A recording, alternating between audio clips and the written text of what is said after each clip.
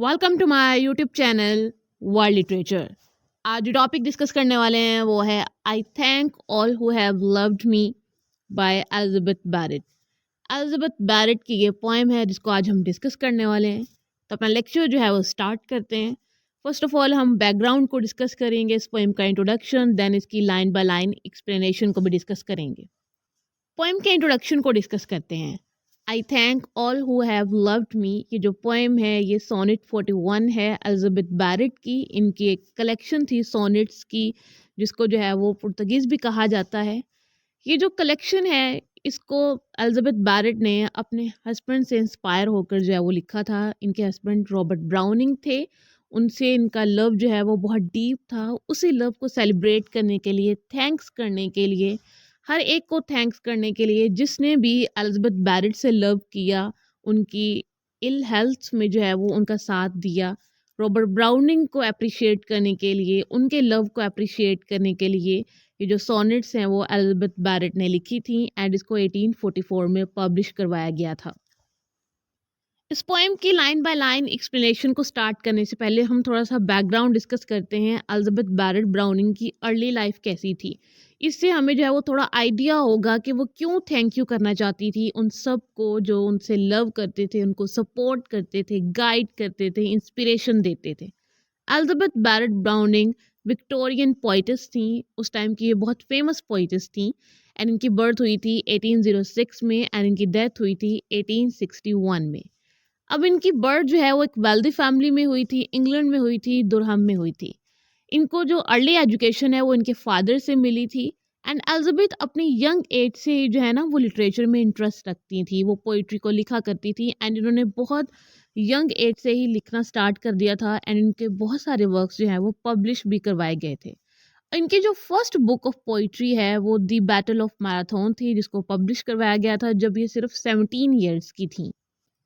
Then Elizabeth Barrett की life जो है ना वो ड्रामेटिकली चेंज होना स्टार्ट हो जाती है क्योंकि इनको जो है वो एक मिस्टीरियस इलनेस डायग्नोज्ड हो जाती है। इनके स्पाइन में पेन रहना शुरू हो जाता है, इनको लंग प्रॉब्लम हो जाता है, इनको ट्यूबरक्लोसिस हो जाता है। तो ये डिफरेंट पेन किलर्स को जो है ना वो लेती हैं जिसकी वजह से इनकी जो कंडीशन है वो डे बाय डे वर्स होती जा रही थी। इन्होंने बहुत टाइम जो है ना वो इस चीज़ से सफ़र किया, इनको क्रॉनिक पेन होता था और उस पेन में, उस इलनेस में जिसने इनका साथ दिया उनको ये थैंक्स करना चाहती हैं। उन सब लोगों को ये कहती हैं कि थैंक यू कि आपने मुझे इस डिफ़िकल्ट टाइम में सपोर्ट किया। स्पेशली इनके जो हस्बैंड रॉबर्ट ब्राउनिंग है ये उनका थैंक्स करती हैं कि उन्होंने इनको जो है वो इस डार्कनेस में, इस डिफ़िकल्ट टाइम में सपोर्ट किया, इनकी हर बात को सुना। इवन के रॉबर्ट ब्राउनिंग अपने इंपॉर्टेंट लिटरेरी वर्क्स को लिखना छोड़ देते थे और अपनी वाइफ की जो है वो केयर करते थे, उनकी बातों को सुना करते थे, उनको सपोर्ट करते थे। अब पोएम की लाइन बाय लाइन एक्सप्लेनेशन को जो है वो स्टार्ट करते हैं। हमने थोड़ा बैकग्राउंड जो है वो डिस्कस कर लिया है ताकि हमें आइडिया हो जाए कि एलिजाबेथ बैरेट जो है वो पोएम में कहना क्या चाहती हैं, वो किस तरह से लव को सेलिब्रेट करती हैं, किस तरह से उन सबको थैंक यू करना चाहती हैं। तो पोएम की फर्स्ट लाइन है, इसमें स्पीकर जो है वो कहती हैं आई thank all who have loved me in their hearts, कि मैं उन सब का थैंक यू करती हूँ कि जिन्होंने दिल से मुझे जो है वो चाहा, मुझसे लव किया और मुझे सपोर्ट किया। With thanks and love from mine, deep thanks to all, कि मेरी तरफ से जो है ना वो उन सब का थैंक यू जिन्होंने भी जो है ना वो मुझे गाइड किया, मुझे इंस्पिरेशन दी, मुझे सपोर्ट किया और मेरे लिए जो है ना वो एक लाइट की तरह जो है वो काम किया। Who passed a little near the prison wall. अब यहाँ पे जो वर्ड प्रिजन वॉल है इसका मीनिंग हम उस इलनेस को लेंगे जिससे एलिजाबेथ बैरेट जो है वो सफ़र कर रही थी।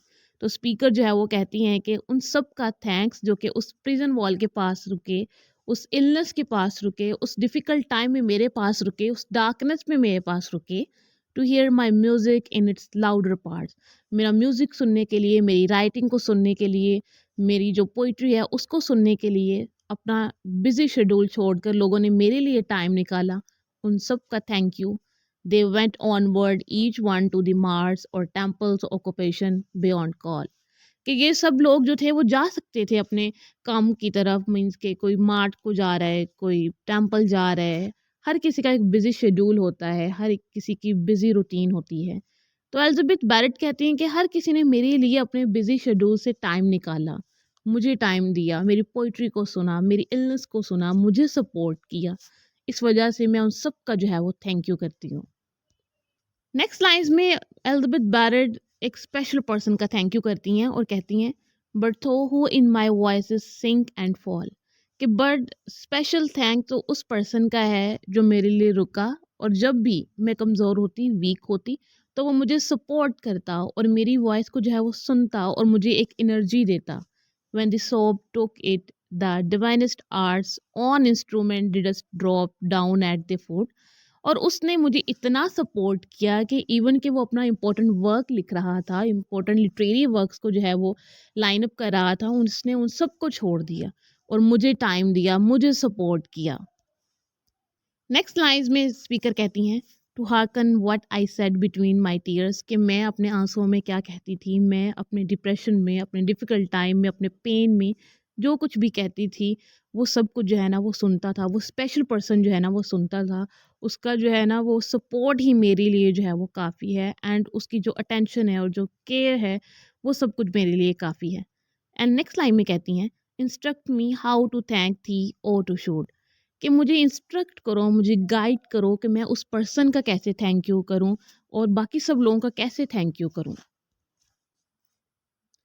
एंड पोइम की लास्ट लाइन्स में स्पीकर कहती हैं, my soul full meaning into future years, कि मुझे गाइड करो कि मैं कैसे थैंक यू करूं कि मेरी आने वाली जो जनरेशन्स हैं या फिर जो इस वर्ल्ड में आने वाली जनरेशन्स हैं वो मेरे इस मीनिंग को अंडरस्टैंड कर सकें, मेरे इस मैसेज को अंडरस्टैंड कर सकें, और वो इस चीज़ को अंडरस्टैंड करें कि जो लव है वो हमेशा रहने वाला है, और लव के अंदर एक पावर होती है, वो आपको सपोर्ट दे सकता है, लाइफ दे सकता है, एंड इवन का आपको मोटिवेशन भी जो है वो दे सकता है।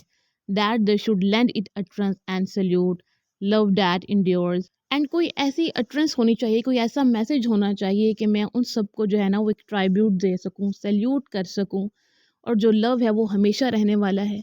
इवन कि मेरी लाइफ जो है वो डिसअपेयर हो जाएगी, मैं डिसअपेयर हो जाऊंगी, बट जो मेरा मैसेज है वो आने वाली जनरेशन तक जाना चाहिए कि लव के अंदर एक पावर है, हमें एक दूसरे से लव करना चाहिए, डार्कनेस में एक दूसरे को सपोर्ट करना चाहिए, एक दूसरे की स्ट्रेंथ बनना चाहिए। आज के लेक्चर में बस इतना ही, इसमें हमने पावर ऑफ लव को जो है वो डिस्कस किया है। आई होप कि यहाँ तक ये जो टॉपिक है वो आपको समझ आया होगा। वीडियो को लाइक और शेयर और चैनल को ज़रूर सब्सक्राइब कीजिएगा। Thanks for watching my channel.